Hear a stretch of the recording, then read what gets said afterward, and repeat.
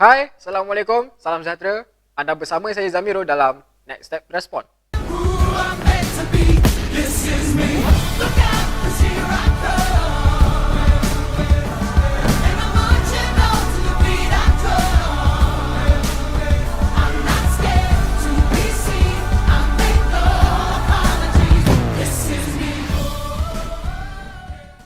So, pada kali ini kita nak dapatkan respon terhadap satu kajian yang menganalisis prestasi Tan Sri Muhyiddin Yassin sebagai Perdana Menteri dan Pakatan Harapan sebagai pembangkang. Jadi, baru-baru ni kita dikejutkan dengan beberapa kajian dari Merdeka Center dan Kaji Data Sdn Bhd yang mengkaji tahap sokongan rakyat terhadap prestasi Tan Sri Muhyiddin Yassin sebagai Perdana Menteri dan status Pakatan Harapan sebagai pembangkang.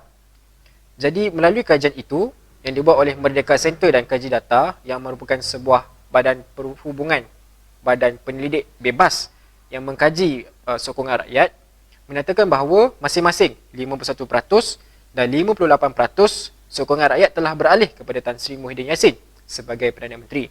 Dan daripada dapatan kajian itu, mereka mengambil responden-responden yang berbeza kaum, berbeza kelas rakyat dan berbeza pegangan agama. Jadi, untuk itu, kita dapatkan respon daripada seorang Ketua Pegawai Perhubungan Eksekutif IRDP yang juga sebuah badan penyelidik bebas. Apakah respon beliau terhadap kajian yang dibuat oleh Merdeka Center dan Kaji Data Sdn Bhd? Okay. Bismillahirrahmanirrahim. Assalamualaikum warahmatullahi wabarakatuh.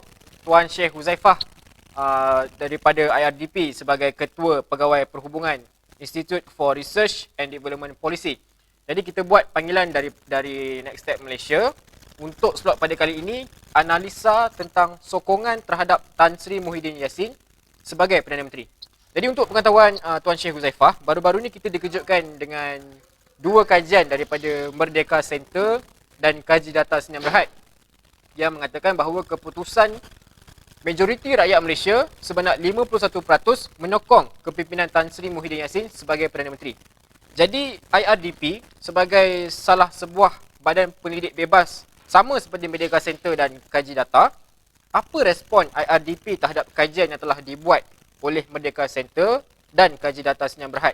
Dan mampukah kajian ini diterima oleh ramai rakyat Malaysia secara amnya? Assalamualaikum. Terima kasih kepada tim NESAP kerana mengundang wakil IRDP. Okay, kalau kita tengok berdasarkan data ataupun kita deep down lagi ke dalam keputusan survey yang telah dikeluarkan oleh kedua-dua badan tersebut, selain kita fokus kepada rating approval untuk M sendiri, iaitu ada yang 51% dan ada yang 58%, kita juga harus tengok keyakinan kepada pakatan yang memerintah. Berdasarkan analisa kami ke atas kajian yang telah dilakukan itu, kita dapat lihat bahawa approval yang tinggi tersebut hanyalah kepada Perdana Menteri sendiri. Manakala sokongan kepada pakatan yang pemerintah adalah tidak setinggi sokongan yang diterima oleh Perdana Menteri. Jadi, dan saya harus highlight, sokongan sebanyak 58% itu juga bukanlah sokongan yang cukup tinggi, tidak sampai kepada 70% ataupun 80%. Walaupun sokongan tersebut positif, namun kita juga harus ingat ada 28% responden yang tidak berperhatian marah kepada tindakan Perdana Menteri. Sokongan kepada Perdana Menteri yang tinggi, namun sokongan kepada pakatan pemerintah yang lebih rendah dapat juga menunjukkan bahawa sokongan rakyat kepada batang tubuh Perdana Menteri itu berpunca daripada imej yang berjaya dibentuk, imej seorang abah, katanya imej PM yang konsep kepada rakyat. Namun walaupun dengan imej sebaik itu tidak berjaya meningkatkan sokongan kepada pakatan pemerintah lah. kalau kita lihat sokongan kepada Pakatan Pemerintah tidak setinggi pada PM sendiri, dan kalau dipecah-pecahkan lagi sokongan pada PN, sokongan pada Muafakat Nasional juga berbeza-beza. Jadi itu sendiri pun menampakkan bahawa sokongan kepada kerajaan itu sendiri tidaklah solid. Betul. Okey, baik. Namun di sebalik itu, Tuan Syekh, adakah kajian ini boleh mempengaruhi keadaan ekonomi semasa? Sebagai contoh, mungkin daripada keputusan kajian ini, ia dapat menambah keyakinan pelabur-pelabur luar untuk melabur di Malaysia, atau bagaimana pendapat Tuan Syekh? Pertama sekali, saya harus tekankan keadaan yang atau faktor yang menekan, faktor utama yang menekan ekonomi semasa kini bukanlah keyakinan pelabur-pelabur luar sahaja. Faktor yang paling besar sekarang adalah permintaan yang turun dengan mendadak. Mana permintaan negara-negara luar yang masih lagi berada dalam tempoh lockdown menyebabkan permintaan kepada hasil-hasil ekspor kita menurun dengan mendadak, terutamanya hasil oil and gas. Itu keadaan permintaan yang lemah ini yang sebenarnya menekan ekonomi negara kita, yang sekarang ini hanya dibantu oleh permintaan domestik. Alhamdulillah, permintaan domestik masih kekal kukuh. Saya percaya hasil daripada moratorium yang diberikan sehingga bulan September di kebanyakan rakyat yang masih bergaji penuh ini ada sebagai untuk diorang spend. Jadi keyakinan pelabur luar tidak banyak memainkan peranan penting buat masa kini dengan keadaan perdagangan antarabangsa banyak disekat oleh keadaan lockdown, COVID dan sebagainya. Tapi selain itu, saya juga percaya bahawa pelabur-pelabur dapat melihat setiap hari statement-statement yang bercanggah di antara parti-parti di dalam Pakatan Pemerintah. So dari situ pelabur-pelabur akan dapat melihat bahawa sebenarnya Pakatan Pemerintah ini is a fragile coalition. UMNO setiap hari mendesak untuk diadakan pilihan raya, Kuli untuk Menteri UMNO meletakkan jawatan sebagainya. Jadi sokongan kepada PM itu sahaja belum bermakna bahawa kerajaan ini kukuh. Malah pelabur juga akan merasa sukar untuk menilai apakah polisi-polisi kerajaan, sebab kerajaan ini adalah kerajaan manifesto. Jika kerajaan PH hari kita boleh yakin bahawa kerajaan PH manifestonya untuk menunjukkan keadaan yang bersih, tulus dan sebagainya, so pelabur lebih yakin untuk berurusan dengan kerajaan yang ada integriti. Ini semua pelabur kita tak tahu adakah kerajaan akan kembali kepada cara kerajaan PN dahulu ataupun cara baru, atau kekal dengan cara PH yang lebih telus. Adakah kerajaan masih ini akan kalau aku masuk dan melabur, adakah kerajaan ini akan honor the contract atau bertukar kerajaan lagi, adakah laporan itu akan dibatalkan sebagainya. So faktor-faktor itu juga akan banyak mempengaruhi kesan para pelabur luar. Okey, baik. Jadi daripada jawapan yang telah Tuan Syekh berikan tadi, apakah kata-kata tuntas yang boleh Tuan Syekh rumuskan untuk kajian ini, dan apakah respon terhadap kerajaan yang ada pada hari ini? Saya percaya untuk Malaysia bertindak atau memberi respon yang kukuh menghadapi keadaan ekonomi yang gawat dan mencabar di masa yang akan datang ini, masa sekarang dan yang akan datang akan betul-betul menjadi mencabar pada Malaysia. Kita harus ada kerajaan yang kuat. Tahun depan harga minyak dijangka berada di paras 35 USD sahaja setong. Ini tentunya akan memberi kesan cukup buruk kepada kewangan kerajaan. Jadi kita memerlukan kerajaan yang kuat, memerlukan kerajaan yang jujur, telus, yang tidak rasuah. Kalau pendapatan kita berkurangan, tentunya setiap sen yang dibelanjakan harus membawa manfaat paling maksimum. Jadi untuk Malaysia serba keadaan krisis kali ini, Kerajaan yang ada perlu kerajaan yang kuat, yang perlu punya mandat yang kuat. Tidak, kerajaan yang kini agak sukar untuk manuver ambil tindakan yang sepatutnya. Sedangkan undian di parlimen boleh ditewaskan pada bila-bila masa, jadi kita akan sibuk dengan politik. Saya percaya cara yang paling baik adalah untuk mengadakan pilihan raya, mencari mandat rakyat baru. Siapa pun yang menang nanti, biarlah dengan mandat yang cukup stabil supaya Malaysia yang dahulunya dikenali atau kita punya salah satu kekuatan adalah kerajaan yang stabil dapat kembali menjadi kuasa ekonomi yang kuat. Ya, itu dia. Okey, baik. Itu bagi saya hujah yang cukup berinformasi dan adil lah untuk kesemua supaya rakyat boleh faham, dan siapa pun yang akan menang selepas itu, kita pastinya kita mahu kerajaan yang kuat dan kukuh supaya ekonomi Malaysia dapat diurus dengan baik.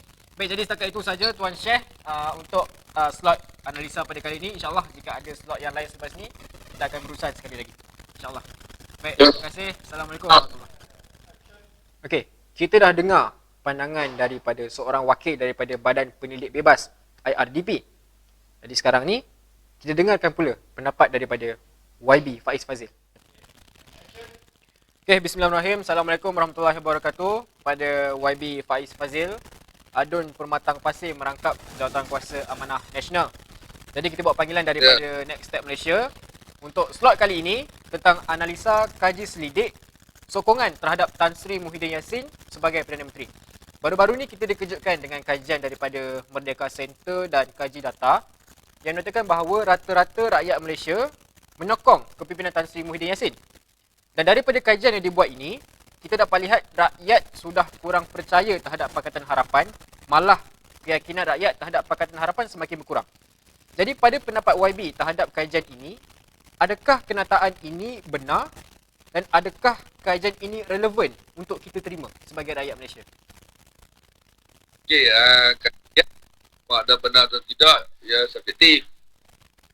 Kerana ia adalah kajian yang dibuat oleh Research Center dan saya percaya mereka menggunakan kaedah kualitatif yang memangnya boleh dikatakan hampir betul kalau digunakan kaedah kualitatif.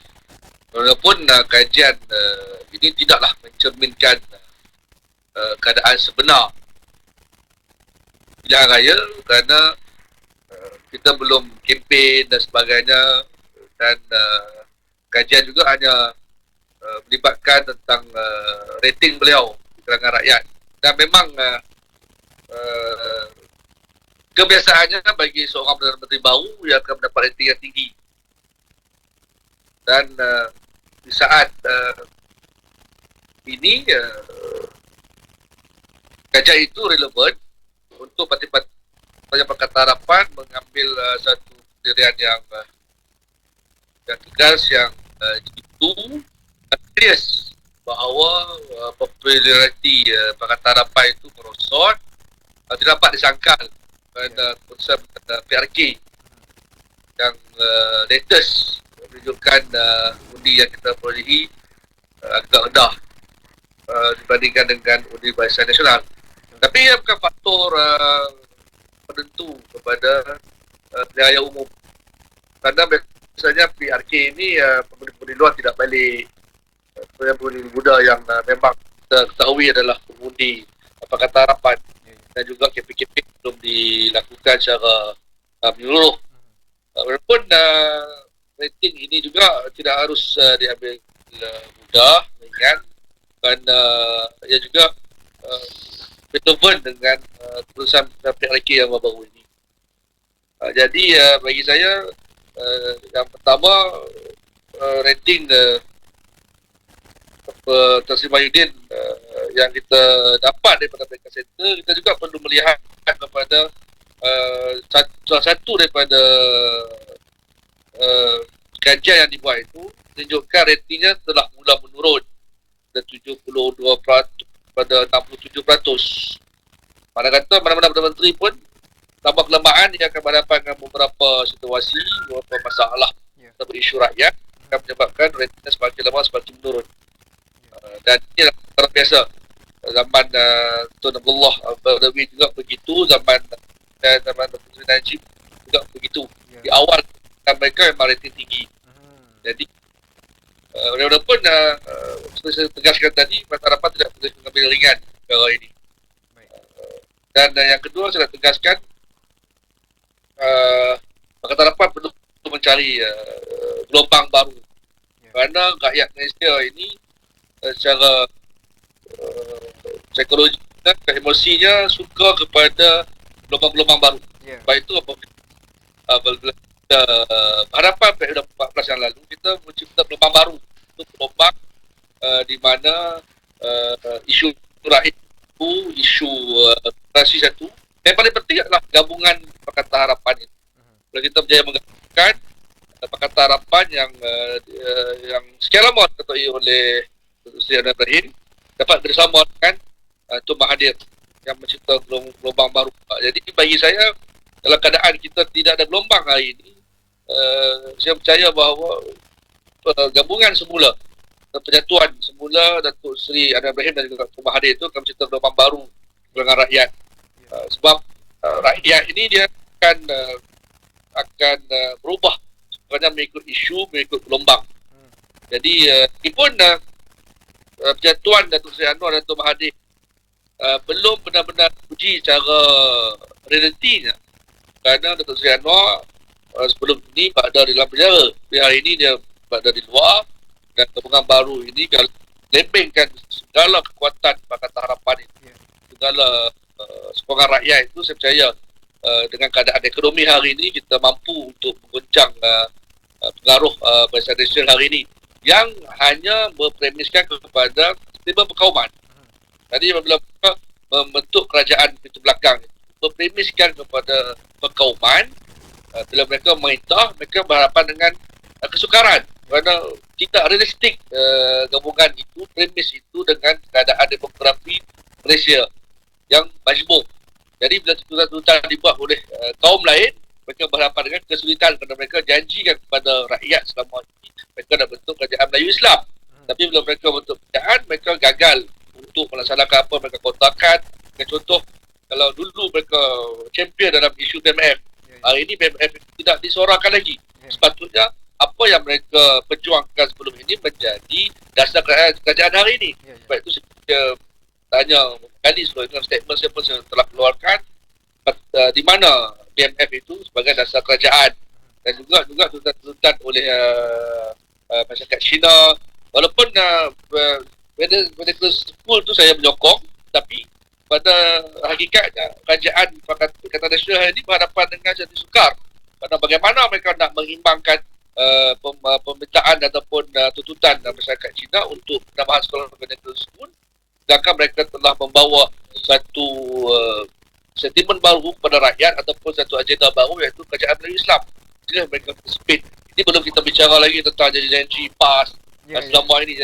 Ini yang bagi saya Pakatan Harapan ini pengaruhnya jahat berkurangan kerana rakyat rasa fed up. Kita jangan melihat kepada penyokong-penyokong parti kita.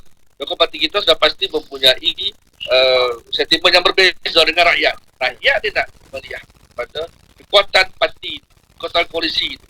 Kalau kita boleh menunjukkan kepada rakyat bahawa kita boleh bergabung, boleh bersatu, jadi mereka akan percaya pada kita. Sebab itulah kunci di mana kita menang pada 14 yang lalu. Kita berjaya menunjukkan kekuatan kita melibatkan banyak pihak. Dan kita kena faham di Malaysia ini struktur asas demokrasi itu ataupun politik itu dibina atas beberapa segmen, melibatkan kaum dan juga agama dan juga geografi. Jadi Datuk Seri Anwar, Tun Mahathir, Mat Sabu, Gua Eng, ini semua mempunyai pengembangan berikut segmen mereka. Jadi gabungan inilah yang akan membolehkan kita menang seperti mana pada 14 yang lalu. Jadi YB, bercakap tentang Pakatan Harapan dan rakyat, melalui kajian ini merekodkan bahawa sebanyak 51% dan daripada kaji data mengatakan 58% yang berpuas hati terhadap Tan Sri Muhyiddin Yassin sebagai Perdana Menteri pada hari ini. Dan dapatan ini adalah daripada pelbagai responden yang berlatar belakangkan pelbagai kaum. Jadi adakah situasi ini mampu menggugat Pakatan Harapan dari segi gerak kerja menghadapi PRU15 nanti? Okey, kalau PRU15 dilakukan masa terdekat ni memang Pakatan Harapan akan mendapatkan ayat kerana keadaan ekonomi masih belum benar teruji pada rakyat. Kerana pandemik ni masih baru dan kerajaan telah memberikan banyak abuan dan juga bantuan kepada rakyat, termasuk monetarium dan juga bantuan lain. Tapi bantuan-bantuan ini semua akan berakhir dalam bulan September dan Oktober ini. Dan tahun depan tahun yang begitu mencabar bagi rakyat dan mereka akan terkesan dengan ekonomi. Jika dia matter of time. Yang penentu ini adalah key factor dia adalah masa. Semakin lama, semakin panjang dilanjutkan pilihan raya umum, Pakatan Harapan akan memiliki peluang. Dan akan lebih banyak isu-isu yang timbul yang akan membuatkan rakyat membuat pendirian yang mungkin berbeza. Sebab itu, Pakatan Harapan ketika mana kita menang PRU 14 Radu, kita bentuk kerajaan dalam setahun yang pertama itu, rating kita tinggi. Rating TON tinggi, rating Pakatan Harapan tinggi sehingga mencecah 87%. Dan kemudian mula menurun apabila kita berhadapan dengan berbagai masalah. Dengan masalah-masalah ditimbulkan oleh pihak pembangkang dan sebagainya, masalah ekonomi sendiri yang kita gagal address dengan baik. Jadi semua ini akan berlaku dalam undang-undang kerajaan. Jadi bagi saya, bila kita nak menunjukkan kita mampu untuk menjadi kerajaan alternatif kepada Pakatan Nasional, Pakatan Harapan perlu menunjukkan kesatuan. Sebab itu kalau kita ambil keputusan Raya 13 ataupun 12 yang lalu, kita gagal untuk mentadbir negara kerana kita tidak bergabung secara utuh. Yeah. 14 yang betul-betul utuh, tak ada satu struktur organisasi yang berstruktur. Yeah. Kita ada manifesto kita yang satu, kita ada logo kita yang satu. Dia seperti PRU 13 dan 12 kita menggunakan logo parti masing-masing. Yeah. Berbeza dengan PRU 14. Sebab itu saya katakan rakyat ini dia nak tengok koalisi mana yang kuat untuk menjadi kerajaan, kerana kerajaan itu perlu dipimpin oleh sebuah parti yang kuat dan juga bersepadu. Ya. Okey, baik. Jadi kalau kita boleh rangkumkan kesemuanya YB daripada apa yang telah YB jelaskan, apakah kata-kata akhir atau harapan yang boleh YB rumuskan secara ringkas? Silakan YB. Saya optimis yang kita boleh menang PRU yang akan datang. Kita ada agenda yang jelas, agenda perubahan yang kita nak bawa itu masih belum dilaksanakan sepenuhnya kita mentadbir 22 bulan yang lalu. Yeah. Walaupun banyak perubahan yang kita lakukan, banyak reform yang kita lakukan, tapi reform ini dia berlaku setiap hari, setiap masa apabila keadaan itu memungkinkan. Jadi reform-reform yang kita buat di parlimen dan sebagainya itu telah berlalu dan kita harus teruskan. Berbeza dengan Pakatan Nasional, ia tidak ada manifesto, ia tidak ada logo, ia tidak stabil. Jadi dan sekarang Pakatan Nasional tidak boleh didaftarkan walaupun mereka itu kerajaan. Jadi Pakatan Harapan perlu mengambil satu jalan yang serius. Saya telah keluarkan statement 3 hari lepas keputusan PRK Slim bahawa kita perlu bersatu semula, balik ke meja rundingan, dan Sri Anwar dan juga Kemarin perlu bersatu semula, dan saya percaya Pakatan Harapan juga DAP, amanah DAP dan juga warisan boleh memainkan peranan bagaimana nak menyatukan mereka. Sebab kita tahu sejarah yang berlaku dulu. Saya harap kedua pemimpin besar ini dapat kepada kepentingan negara dan rakyat itu lebih atas kepentingan lain. Jadi kita perlu menang dalam pilihan raya. Kita jadi parti politik, ketua parti politik, termasuk pilihan politik untuk tubuh kerajaan. Hanya dengan kerajaan kita boleh melaksanakan semua agenda reform kita. Jadi nak mencapai kemenangan itu kita perlu bersatu. Itu dia perkongsian yang menarik daripada YB Faiz Fazil. Namun saya kira Perikatan Nasional dan Pakatan Harapan kedua-duanya ada kekuatan dan kelemahan tersendiri, dan kedua-duanya tidak boleh mengambil ringan, perlu kerja lebih kuat untuk menuju PRU ke-15 akan datang. Baik, itu saja untuk kali ini analisa sokongan terhadap Tan Sri Muhyiddin Yassin. InsyaAllah jika ada slot yang seterusnya lebih menarik, kita akan terus berhubung dengan YB.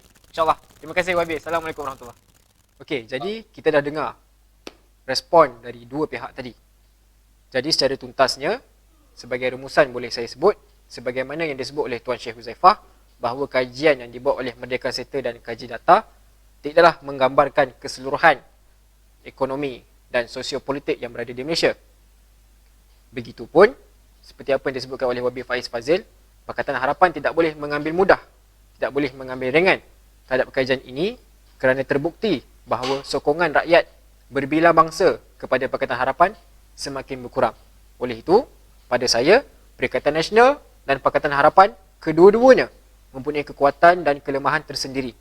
Jadi sekarang ini mereka perlu bekerja lebih kuat untuk membuktikan bahawa mereka adalah gabungan yang kuat untuk menerajui kerajaan Malaysia. Kerana kalau bukan kerana rakyat, tidak berdirilah seorang pemimpin. Okey, jadi setakat itu saja slot Next Step Respond pada kali ini. Jangan lupa follow, like, komen dan share Facebook page Next Step Malaysia.